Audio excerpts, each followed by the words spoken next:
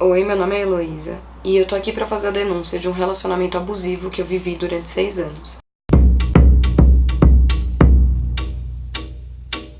É muito difícil fazer essa denúncia porque o meu abusador, ele não é um abusador óbvio. Ele não é um cara bruto que fica fazendo piadinha machista, nada disso. Ele é um dramaturgo, é um intelectual visto como um cara super progressista, sensível e até mesmo feminista por grande parte da classe teatral de São Paulo. A outra coisa que torna a minha denúncia difícil de ser feita é que eu vivi um episódio de violência psicológica e muitas pessoas ainda não veem isso como abuso. Parece que abuso é só quando você apanha, enfim, mas só que não é bem assim. O meu abusador começou a dar em cima de mim quando eu tinha 17 anos. Ele foi meu professor na faculdade de teatro e ele foi também o primeiro cara com quem eu transei 2 anos depois, quando a gente começou a se relacionar. E depois de 1 ano de relação, ele me contou que tinha uma outra companheira, mas que era ok a gente continuar ficando, porque o relacionamento dele com ela era super aberto e tal. Só que eu fiquei muito chateada, porque eu senti que a minha narrativa e o meu poder de escolha foram roubados de mim. Porque afinal de contas eu escolhi perder minha virgindade com um cara solteiro, não com um cara comprometido, sabe? Não era essa história que eu queria contar, que eu queria guardar. Mas só que ele me dava tanta esperança de que ele ia separar dela, ia ficar comigo, que eu acabei ficando mais 1 ano junto com ele. Só que durante esse ano, ele começou a ser muito babaca, assim, a ser muito negligente. A minha autoestima ficou completamente destruída. Eu desenvolvi um quadro depressivo, eu comecei a tomar remédios controlados e tal. E daí eu falei, chega. E eu decidi terminar com ele no finalzinho de 2012. E ele foi super reativo ao término. Ele me ofendeu, ele me desrespeitou, ele me culpou por absolutamente tudo, não assumiu nenhuma responsabilidade. E eu fiquei transtornada com essa reação dele, assim, completamente. Aí eu cheguei em casa, eu tomei uma overdose desses remédios que eu tava tomando pra tentar me matar. E depois desse episódio, todas as pequenas relações que eu tive foram totalmente conturbadas, porque eu fiquei me sentindo culpada, porque ele me colocou pra baixo a ponto de eu achar que ele era a única pessoa que podia me amar, que podia me valorizar. E um tempo depois eu fui pra Londres fazer um mestrado, e mesmo depois de 1 ano lá, eu não consegui desfazer essa dependência emocional. E daí a gente reatou quando eu vim passar férias no Brasil. E ele me disse que me amava, que nunca deixou de pensar em mim nenhum dia da vida dele, que ele sentia muito a minha falta. E eu falei pra ele que eu sentia as mesmas coisas, mas só que aquilo só ia dar certo se ele se separasse da esposa dele. E daí ele me fez 1000 juras de amor. Eu voltei chorando pra Londres. Eu refiz todo o esquema do meu mestrado pra reduzir o período e voltar antes pro Brasil pra ficar perto dele, enfim. E a gente manteve uma relação à distância. Só que depois de alguns meses, ele voltou a ser negligente, a ser rude, e eu cobrei um comportamento diferente dele. Quando eu cobrei, ele falou assim, Heloísa, você tem que entender que eu sou um homem muito livre, que eu dou liberdade pras pessoas. E eu falava, você não tá me dando liberdade, você tá me escondendo, você tá me silenciando, enfim, falando um monte de coisas pra ele. E daí ele fez eu me sentir super culpada por ter confrontado. E foi quando eu comecei a perceber que talvez aquela relação fosse abusiva.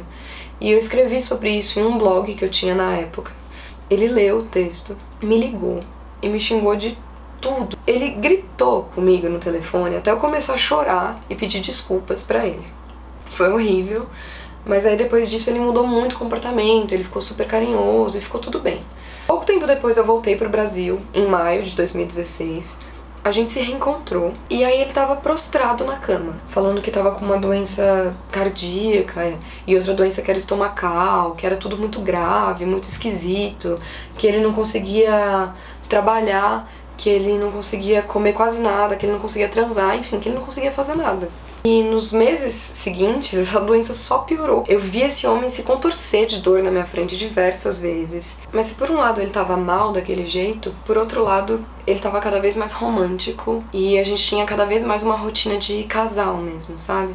E ele falava pra eu não me preocupar com ele, porque ele tava sendo tratado por um médico aposentado, amigo da família, que tinha uma clínica do outro lado da cidade, mas que ele abria essa clínica só pra cuidar dele. E ele me dizia também que a existência dele tinha virado um inferno por causa dessa doença e que eu era a única alegria que ele tinha na vida. Mas só que toda vez que a gente discutia, ele falava que se ele tivesse um ataque cardíaco no meio daquela discussão, a culpa era minha. Eu ficava muito mal, porque ao mesmo tempo que eu era a maior alegria da vida dele, eu era a possível causa da morte dele. Ele prometeu que ia assinar os papéis de divórcio e me assumir como namorada antes de terminar o horário de verão de 2017. E no final de 2016, ele me falou que ia começar um tratamento cobaia com um médico dos Estados Unidos que ia enviar a medicação pra ele. Era um tratamento seríssimo e que esse tratamento ia durar o Natal, o Ano Novo e o comecinho de janeiro, assim. Aí eu passei os primeiros dias do ano super desamparada, a gente se encontrou no meio de janeiro, só que ele não tinha apresentado melhora. Aí um tempo depois ele começou a fazer uns exames de tumor, e aí depois de um tempo ele me falou que os médicos falaram que ele não tinha cura. E eu fiquei desesperada, assim, foi horrível ouvir aquilo. E uma semana antes de acabar o horário de verão, ele me falou que já estava assinando os papéis de divórcio. E eu não dormia a semana inteira, eu não conseguia acreditar que depois de 6 anos eu finalmente ia ser assumida. E a gente já estava falando de casamento, a gente estava alimentando muitas expectativas, enfim. Mas no dia em que ele iria pra casa, ele me ligou dizendo que estava se sentindo muito mal e que só ia conseguir no dia seguinte. Aí no dia seguinte ele me ligou, chorando, falando que ele tinha descoberto espiritualmente que ele era um ser sozinho e que a única maneira dele se curar daquela doença era ficando sozinho. Aí, obviamente, eu não acreditei, a gente teve uma discussão e daí eu falei pra ele pra gente ter aquela conversa pessoalmente. E ele falou, tá bom, à noite eu vou aí pra sua casa e a gente conversa. Aí, no final da tarde, ele me ligou, falando que tinha mudado completamente de ideia, que era pra gente ficar juntos mesmo, que ele tinha sido precipitado, que ele tava ficando maluco com aquela doença, mas que a gente ia ficar juntos. Ele ia pra minha casa no começo da madrugada, só que daí no começo da madrugada ele me mandou uma mensagem estranhíssima de despedida, que podia ser interpretada como uma mensagem suicida, principalmente considerando o desequilíbrio dele nos últimos dias. Eu fiquei desesperada, eu tentei ligar pra ele, já tava dando caixa postal. E aí eu contatei todo mundo, eu liguei pra polícia, eu tentei falar com a família dele, eu mandei mensagem pra um monte de gente que eu não tenho a menor intimidade perguntando dele. Enfim, fiquei a madrugada inteira desesperada. E de manhã, algumas informações começaram a chegar e eu vi que essas informações não batiam com as coisas que ele tinha me falado. Ninguém sabia dessa doença dele, ninguém sabia do divórcio. Aí eu passei 2 dias sem comer, sem dormir, tentando entender o que estava acontecendo. E foi quando eu tive a ideia de ligar pra uma menina que namorou com ele antes de mim. Aí eu perguntei pra ela como é que tinha sido a relação deles, e ela me contou que tinha sido uma relação super abusiva, que ela era aluna dele também, e que ele traía ela com outras alunas, inclusive, e que toda vez que ela contrariava, que ela tentava dizer pra ele que ela sabia, ele falava pra ela que ela era maluca. Ele fez ela se sentir super culpada com esse término e que até hoje ele não assume pra ela que ele é casado. E ela disse que no final da relação ele ficou prostrado porque ele disse que estava com uma depressão e que ele estava se tratando com um médico aposentado, amigo da família, com uma clínica do outro lado da cidade. Igualzinho ele falava pra mim. Só que ela disse que nunca viu nenhum exame, nunca viu nenhum remédio, nunca foi em nenhuma consulta. E eu também. E aí eu entrei em contato com outras 3 meninas que se relacionaram com ele. E todas falaram que ele mentia, que ele manipulava. Enfim, todas sofreram abuso em menor ou maior grau. E daí eu comecei a cavar um monte de informações.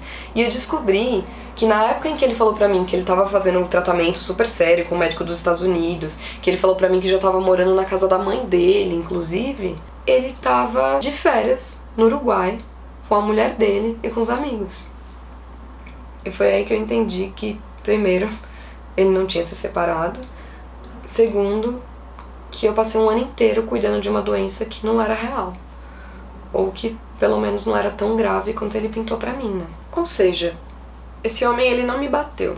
Mas durante 6 anos, ele destruiu minha autoestima, ele me culpabilizou, ele mentiu, manipulou, controlou, ele me silenciou.